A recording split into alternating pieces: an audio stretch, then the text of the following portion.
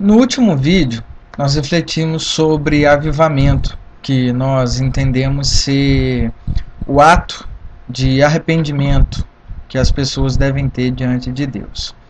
E conforme eu propus no último vídeo, nessa reflexão de hoje eu quero estar refletindo com você sobre o jejum. Isso que é algo muitas vezes não entendido pelo pessoal das nossas igrejas, enfim, por muitos de nós. O jejum ele não é muito bem esclarecido e a minha intenção não é fechar essa questão, mas apenas trazer um ponto de vista meu a partir de estudos, de reflexões e tentar trazer para você o que eu entendo ser o jejum, para que existe jejum, se isso é bíblico ou não, enfim. Bem, você já deve ter ouvido muitas vezes falar sobre jejum e oração. E também você já deve ter ouvido falar que nós devemos jejuar para que alcancemos algo. Isso é o mais comum de se ouvir e de se ensinar por aí. Mas o pensamento, a ideia que eu quero trazer para vocês nessa tarde, nesse dia, sobre o jejum, é que o jejum ele não é algo apenas para você obter, para você ganhar a partir de sua prática. Porque, infelizmente, muitas pessoas elas vivem, elas entendem que você pode e deve fazer jejum para que você conquiste alguma coisa. Por exemplo, a pessoa está trabalhando em um lugar longe e ela precisa de um carro, então ela vai fazer jejum em prol daquilo, ou seja, ela vai fazer um jejum para que ela conquiste algo para suprir talvez uma necessidade. Muitas pessoas pensam que jejum é para isso. Você faz jejum e que aí você vai ajudar a Deus a te dar aquilo que você quer, porém de uma maneira mais rápida. Mas eu quero estar refletindo com vocês em um texto conhecido de Mateus capítulo 9, e nesse texto Jesus ele está andando com seus discípulos e ele se encontra com os discípulos de João Batista, que era seu primo. E eu vou ler apenas 2 versículos, depois você leia o contexto todo para ficar mais fácil para você, porque eu não tenho tempo de falar tantos versículos assim. Os versículos que eu escolhi são os versículos 14 e 15, e diz assim: Então os discípulos de João vieram perguntar-lhe: Por que nós e os fariseus jejuamos, mas os teus discípulos, ou seja, os discípulos de Jesus, seguidores dele, não? Jesus respondeu: Como podem os convidados do noivo ficar de luto enquanto o noivo está com eles? Virão dias quando o noivo lhe será tirado, então jejuarão. Gente, é interessante entendermos um pouco do contexto e um pouco da história do que estava acontecendo. Historicamente, no Antigo Testamento, sempre foi comum a prática do jejum. O jejum sempre foi feito pelos hebreus, pelo povo judeu de uma forma geral. E isso mudou a partir do momento em que Jesus veio. Mas presta atenção, não mudou porque ele quis derrubar isso, de maneira alguma, mas entenda o contexto. Os discípulos de Jesus, cada um dos 12 mais próximos que estavam caminhando com Jesus, eles passaram a não jejuar. Eles estavam andando com o mestre, aprendendo com o mestre, e eles não estavam jejuando. Então vieram os discípulos de João Batista, que foi o precursor da vinda de Jesus. Ele preparou o caminho, falou a voz que clamou no deserto. Então eles perguntaram para Jesus: por que você e por que os seus seguidores eles não jejuam?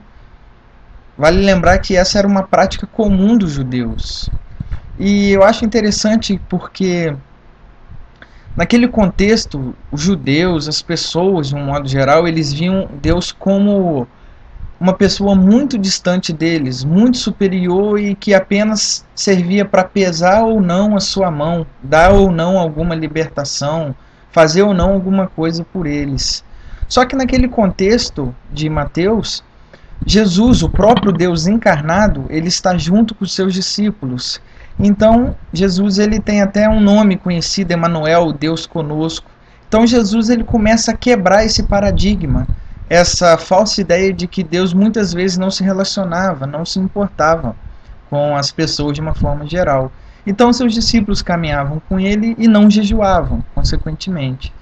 Isso foi um pouco que um escândalo para os seguidores de João Batista, o fato deles não jejuarem. Porém, Jesus falou da seguinte forma: como podem os convidados do noivo, o noivo era ele, Jesus Cristo, ficar de luto enquanto o noivo está com eles? Ou seja, enquanto Jesus estava caminhando com eles, ensinando tudo que era necessário para que eles aprendessem, para que pudessem passar adiante, não era necessário que os seus seguidores jejuassem. Só que o versículo não para por aí. Jesus continua: virão dias quando o noivo lhe será tirado. Ou seja, Jesus sabia da sua morte, que ele precisava morrer para que ele restaurasse o homem, a única maneira. E ele completa: então jejuarão.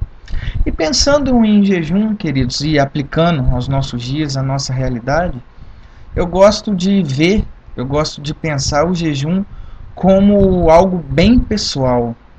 E como eu disse na introdução, não que você não deve fazer jejum para que você conquiste algo a partir disso.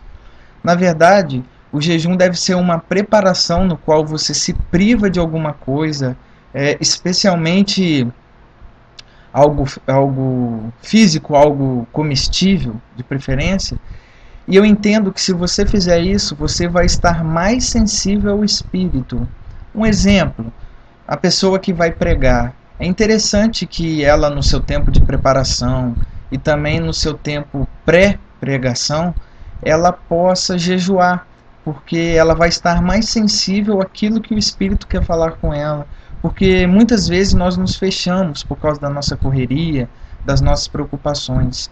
Então, o jejum é algo que você pratica particularmente para que tenha e seja para um propósito espiritual e não para algo que você almeja, algo que você sonhe. Eu gosto de pensar o jejum a partir dessa perspectiva, de ser uma preparação para algo espiritual. É válido você jejuar para que alguém seja salvo.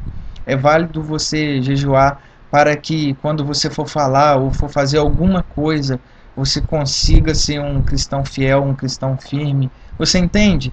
Não é para você conquistar algo, mas é para que você esteja sensível para que algo seja feito a partir de você, a partir da sua vida.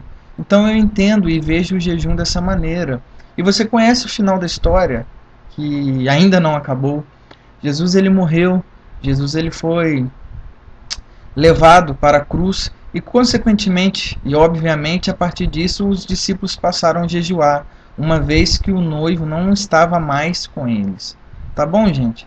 Espero que vocês tenham entendido mais esse tema, mais essa breve reflexão bíblica, e até a semana que vem, onde eu pretendo estar trazendo mais um tema, mais uma reflexão, para que juntos possamos pensar em algum tema, seja ele qual for, que Deus colocar no meu coração para falar com vocês, tá ok? Até a próxima, uma boa semana para você.